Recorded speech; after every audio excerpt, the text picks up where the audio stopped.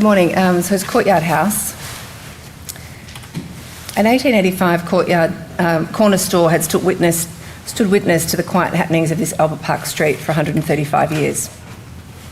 Dilapidated, mouldy and structurally unsound, and structurally condemned, its demise was inevitable, but its contribution to place was substantial. Our clients, a couple looking to downsize, valued their neighbourhood and wanted a home that could reflect this. The site's context is predominantly single-storey Victorian workers' cottages, typically weatherboard with galvanised roofs. We were also very mindful of the prominence of the corner site, ours being on the right. We wanted to hold the corner but not dominate it. The relatively new house on the left feels quite out of character to the neighbourhood.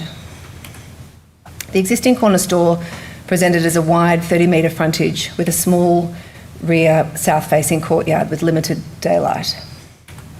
Abutting the site to the north is a new house that replaced a little cottage with a sheer double-storey wall abutting our site. Here showing that wall from our empty site. Rather than repeating the typological approach of house at the front, garden at the back, we tested a series of shadow studies to establish the optimum location for the courtyard garden and surrounding rooms, which led us to this courtyard typology. Here you see the steel frame of the roof, screening the neighbour and funneling light into the courtyard, and the beginnings of interior spaces starting to take shape. So predominantly on the ground floor, it's a one-bedroom house where the carport shares space with the services.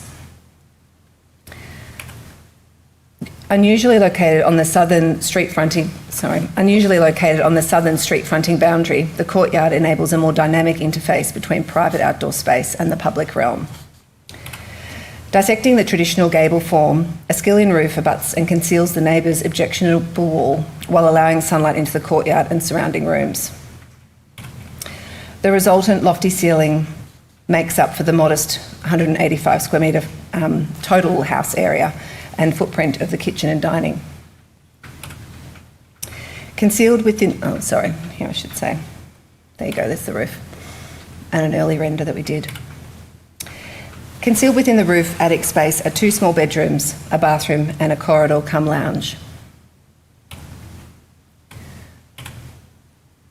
The bathroom. Galvanised tubular light chimneys inconspicuously draw light into the first floor. The second floor is almost imperceptible. The two-storey house presents as a single storey, sympathetic to neighbouring workers' cottages, here the original house and the new, maintaining the original corner store's chamfer and the patinated street sign. So here looking at the elevations and their response to their abutting neighbours. And this is the only visible first floor window. Conscious of the site's context, both physical and cultural, the proposed reinterprets the previous building scale, materiality and modest street presence. The building's materiality is directly informed by the site's history, the shiplap cladding and galvanised roofing establishing a contemporary expression of the past. Designed as a home explicitly for a couple and their regularly visiting grandchildren, the brief liberated the dwelling's ability to open private rooms of the house to the central garden. The house celebrates internal intimacy, here Ollie demonstrating. The bathroom shower can be viewed from the kitchen and the bedroom from the living room.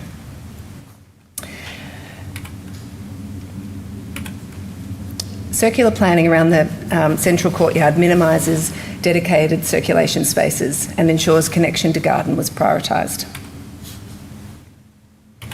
So here the kitchen. The open stair treads allow views from the kitchen to a micro garden in the back corner and a study tucked underneath. Lounge room opening to the courtyard where you can see the reverse brick veneer. It's a bit hard in this photo. Originally, the client was keen on a brick house for solidity and acoustic robustness, given its zero setback. However, consideration of the materiality in collaboration with heritage consultants, RBA Architects, we agreed on reverse brick veneer with painted weatherboard externally. The other additional benefit was how well this performs thermally. With no blind side to the house, the carport area doubles as a service area for the sizable heat pumps and equipment significantly larger than their gas predecessors. Gas was abolished from the site to allow the house to be net zero carbon in operation. A series of varied apertures punctuate the street interface, mediating occupant privacy and security with outlook and connection to the street. A black battened gate highlights a secondary entry via the courtyard, while an operable painted timber louver controls sightlines. The house's front door and screened window peel back from the Durham Street boundary to provide an entry porch and align with the neighbouring terrace facade, creating an intimate entry sequence, compression before the voluminous pitch ceiling beyond. From inside, windows can be opened for cross-ventilation while maintaining screened, secure building edge. In the evenings, the screen entry glazing glows, offering a welcome lantern effect, activating the facade and signalling life within. Always careful to consider its sensitive heritage context, Courtyard House is shaped from within. The walled garden typology results in a home that is private yet open, contemporary yet figurative, modest yet generous. Thank you.